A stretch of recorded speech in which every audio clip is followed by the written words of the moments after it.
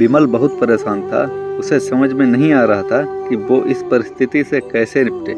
वो अपनी माँ को बहुत चाहता था, किंतु उसकी पत्नी और बच्चे उसकी माँ से बहुत दूर भागते थे, क्योंकि उसकी माँ की एक आंख नहीं थी। साथ ही उनकी कमर भी 90 अंश पर झुकी थी। वह अपना काम खुद कर लेती हैं, किंतु फिर भी वो उसकी पत्नी और बच्चों के लिए हमेशा खटकती हैं। दादी, आप ऊपर के कमरे में जाओ, मेरे दोस्त आ रहे हैं, विमल के बेटे अखिल ने बड़ी बेरुखी से कहा। पर बेटा, मैं तो यहाँ बहुत दूर बैठी हूँ, विमल की माँ ने बहुत प्यार से कहा। नहीं, आप उनके सामने मत रहो, वो मुझे चिढ़ाते हैं, अखिल ने जोर से डांटते हुए कहा। क्या हुआ अखिल, क्यों चिल्ला रहे हो? विमल की पत्नी कामनी ने किचन से ही आवाज़ लगाई। देखो ना माँ, ये दादी यहीं ड्राइंग रूम में बैठी हैं और मेरे दोस्त आ रहे हैं, अखिल ने शिकायत भरे लहजे में कहा। माँ जी, आप ऊपर चली जाओ, क्यों हम लोगों को लजवाती हो? कामनी ने बेटे का पक्ष लेते हुए कहा। बेचारी सरस्वती चुपचाप उठकर जीने के सहारे ऊपर जाने लगी। कमर झुकी होने के कारण उन्हें ऊपर चढ़ने में बहुत परेशानी हो रही थी, किंतु वो पूरी ताकत से ऊपर के एक अकेले वाले कोने में जाकर बैठ गईं। विमल बाजू के कमरे से सब सुन रहा था। उसे कष्ट हो रहा था कि उसकी माँ को अपमानित होना पड़ रहा है, किंतु वो असहाय था। अगर वो कुछ कहता है तो पत्नी और बच्चे उसका विरोध करने लगते हैं, किंतु उनके तर्क भी सही लगते हैं। चूंकि वो एक प्रशासनिक अधिकारी था, उसका सामाजिक स्तर बहुत ऊंचा था। उसकी ससुराल भी एक उच्च घराने में थी, अतः वह चुपचाप इस तरह हर दिन अपनी माँ को अपमानित होते देखता रहता था। रात को विमल की पत्नी ने कहा, देखो जी, अब कुछ करो।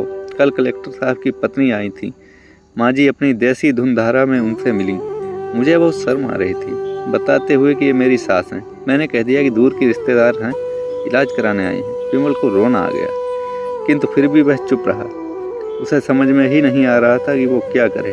अपने बेटे की मना स्थिति को सरस्वती अच्छी तरह से जानती थी और बेटे को कोई कष्ट ना हो, इसलिए वो हर बात को चुपचाप सह लेती थी। विमल बहुत उदास रहने लगा। एक तरफ परिवार और सामाजिक स्तर पर जीने की प्रतिबद्धता थी, तो दूसरी ओर माँ। आखिर माँ ने अपने बेटे की यह हालत नहीं देखी गई। एक दिन उसने अपने बेटे से कहा, विमल, बहुत दिन हो गए हैं, मैं अपने गांव जाना चाहती हूँ, मुझे वहाँ पहुँचा दो, मेरा यहाँ मन नहीं लग रहा। किंतु माँ, वहाँ तो कोई नहीं है, तुम्हारी देखभाल कौन करेगा? विमल ने आश्चर्य से पूछा। अरे, सब गांव वाले तो हैं, और वो तुम्हारे मामा जी भी तो उसी गांव में रहते थे, और फिर हम सारी व्यवस्था कर आएंगे ना। कामनी को तो जैसे मन की मुराद मिल गई हो। हाँ बेटा, बहू सही कह रही है, सरस्वती ने लंबी सांस लेते हुए कहा। विमल जानता था कि गाँव में माँ की देखभाल करने वाला कोई नहीं है, लेकिन अपनी पत्नी की जिद के कारण वह अपनी माँ को गाँव छोड़ने पर विवश हो गया। माँ को गांव छोड़कर आते वक्त उसे रोना आ रहा था तथा अपनी बेबसी पर गुस्सा भी आ रहा था, किंतु परिवार, पत्नी और समाज ने उसके इन मनोभावों को दबा दिया और वो सुकून सा महसूस करने लगा। कुछ दिनों के बाद उसके चाचा, जो अमेरिका रहते थे, आने वाले थे। जब विमल बहुत छोटा था, उसके पिता जीवित थे, तब वो भारत आए थे और उसके बाद वो अब भारत आने वाले थे। पूरा परिवार और आस पड़ोस बहुत उत्साहित था। अमेरिका से विमल के डॉक्टर चाचा आ रहे थे। डॉक्टर रमेश ने वैसे ही घर में कदम रखा। सबने मिलकर बहुत उत्साह से उनका स्वागत किया। क्यों विमल, भाभी नहीं दिख रही हैं, कहाँ हैं?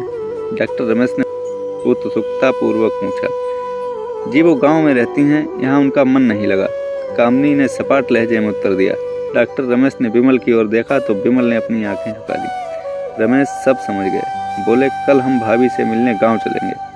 दूसरे दिन सभी लोग गांव के घर में पहुंचे। देखा कि सरस्वती को बहुत तेज बुखार है और वो पलंग पर असहाय पड़ी हैं। डॉक्टर रमेश दौड़कर सरस्वती के पास गए, उनके पैर छूकर रोने लगे। सरस्वती की ये हालत उनकी कल्पना से परे थी। वाह बेटा विमल, तूने तो नाम उजागर कर दिया। अपनी माँ की ये हालत देखकर तुझे तो शर्म भी नहीं आती होगी। डॉक्टर रमेश ने विमल को लगभग डांटते हुए कहा। नहीं देवर जी, विमल का कोई दोष नहीं है, मैं खुद गांव आई थी। सरस्वती ने अपने बेटे का बचाव किया। मुझे सब पता चल गया। भाभी, आप चुप रहो। क्यों बहू, तुम्हें अपनी सास की कुरूपता पसंद नहीं है? समाज में तुम्हें नीचा देखना पड़ता है ना? डॉक्टर रमेश ने कामनी की ओर व्यंग से देखा। कामनी निरुत्तर होकर विमल को देखने लगी। आज तुम जिस सामाजिक स्तर पर हो, वो इन्हीं के संघर्षों की देन है। और बेटा विमल, तुम्हें शायद मालूम ना हो कि बचपन में जब तुम 1 साल के थे, तब छत से नीचे गिरने के कारण तुम्हारी एक आंख फूट गई थी और तुम्हारी रीढ़ की हड्डी में भी समस्या थी।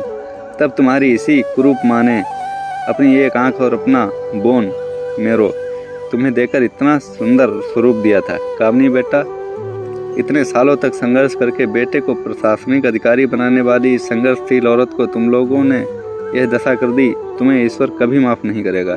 डॉक्टर रमेश की आंखों से अश्रु जलधारा बह रही थी। अब भाभी, आप मेरे साथ अमेरिका जाएंगी, इन स्वार्थी लोगों के बीच नहीं रहेंगी।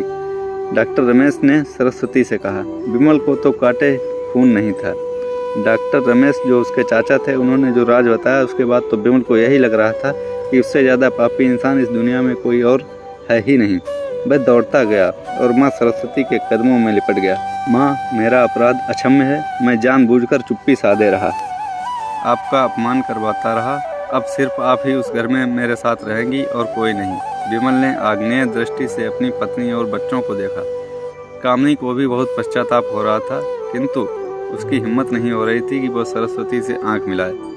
सरस्वती ने कामनी की मना स्थिति को समझकर उसे पुचकारते हुए अपने पास बुलाया और विमल को डांटते हुए कहा, खबरदार, जो मेरी बहू को मुझसे अलग करने की कोशिश की, तुझे ही घर से निकाल दूंगी। कामनी और बच्चों ने सरस्वती के पैर पकड़ते हुए अपने व्यवहार पर माफ़ी मांगी और माँ के हृदय ने सबको माफ़ कर दिया।